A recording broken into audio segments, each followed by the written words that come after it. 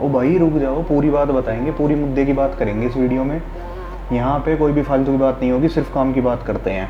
देखो मेरे पास Acer Aspire 7 है, तो मेरे को 2 महीने हो गए हैं इसे यूज़ करते हुए। मैंने अपने दोस्त का एसस वाला भी लैपटॉप यूज़ करा है, एसस वीवो बुक गेमिंग का जो सब पूछ रहे हैं। तो मेन बात करते हैं कि इन दोनों में से लैपटॉप में से कौन सा लेना चाहिए और कौन सा नहीं। अब देखो आपका i5 8 जनरेशन आ रहा है एसस वीवो बुक में, और एसर में आ रहा है i5 9 जनरेशन, और 9 जनरेशन बेटर है। अब इस चीज़ को आप ऐसे समझ लो, आपने बनवाया घर एक मिस्त्री पे, अब उसमें काम कर रहे हैं 10 मिस्त्री। अगर एक ने 10 मिनट कम करी डेली का तो कोई फर्क नहीं पड़ता, लेकिन 10 के 10 मिस्त्री 10 मिनट कम कर रहे हैं तो फर्क पड़ेगा ना। तो सेम चीज i5 8 जनरेशन में है, उसकी फ्रीक्वेंसी काम करने की 100 मेगाहर्ट्ज कम है, और एसर के लैपटॉप में 9 जनरेशन है, उसकी 100 मेगाहर्ट्ज ज्यादा है। तो यानी कि उसकी 4 कोर 8 थ्रेड ज्यादा काम करेंगे, ज्यादा एफपीएस निकालेंगे, ज्यादा ताकत देंगे भर भर के। तो आपको मजा i5 9 जनरेशन में आएगा।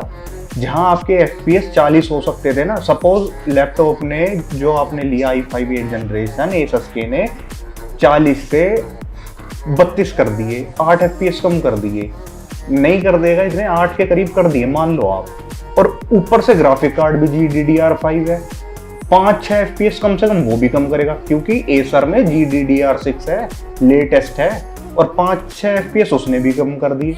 तो भाई साहब आप तो कहीं के भी नहीं रहे, धोबी का कुत्ता घर का ना काटला। एक एफपीएस जब तक आप 60 एफपीएस से नीचे खेल रहे हो ना गेमिंग, बजट लैपटॉप में कर रहे हो, भाई फर्क पड़ेगा, मान लो बात, समझ लो इस चीज को। तो अगर चीज लेनी है, पैसे डालने हैं, तो एक बार डालो ना, ढंग का लो, क्यों बकचोदी करनी है फिर। भाई i5 8 जनरेशन पुराना हो गया, टाइम गया उसका, अब वो पुराने जमाने का है, दादा आदम वाला, बाबा आदम वाला, अब वो गया भैया, अब तुम दूसरा लो। ऊपर से एसस में वाईफाई 6 भी नहीं मिल रहा है, यूएसबी पोर्ट 2.0 भी है, 3 नहीं है इतने जितने इसमें 3 पोर्ट जो है लेटेस्ट जनरेशन वाले वो 2 हैं, और यूएसबी टाइप सी भी है।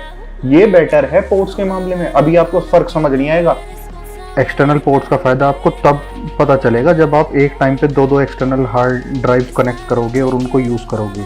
जो काम आप USB 3.0 पोर्ट में कॉपी करने में जितनी स्पीड ले सकते हो ना, वो 2.0 में नहीं मिलेगी। 3.0 में आपको कॉपी की स्पीड लगभग 110 Mbps तक जाएगी, मैं करके दिखा देता हूँ। और वहीं USB 2.0 में वो स्पीड बिल्कुल कम हो जाएगी। ये मैंने अपनी एक्सटर्नल हार्ड ड्राइव से कॉपी करा और यहाँ पे पेस्ट कर दिया डेस्कटॉप पे, ये देखो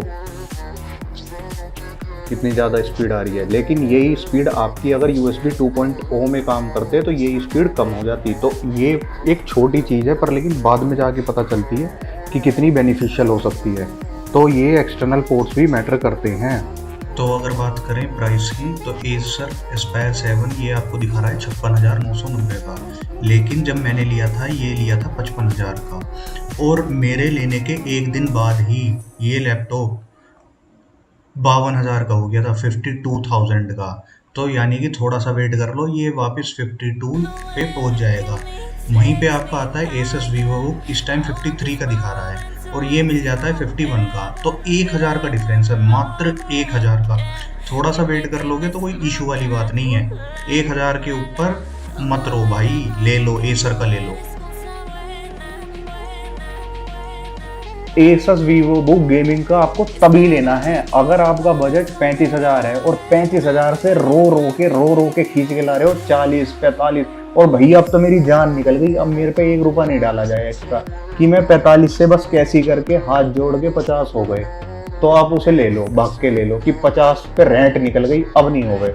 और अगर आपका बजट है थोड़ा बहुत कि मैं चल 51 कर लिए, 51 से 53 कर दूंगा, 51 से 53 कर दूंगा, तो भैया फिर जाओ आप एसर के साथ। आप एक बार पैसा डालोगे पर आपको फील होगा कि हाँ भाई मैं अब कुछ टाइम के लिए फ्यूचर प्रूफ हो गया, AAA टाइटल्स है, मैं भाग के चलाऊंगा। ठीक है, समझ आ गई बात, क्यों लेना है, कैसे लेना है।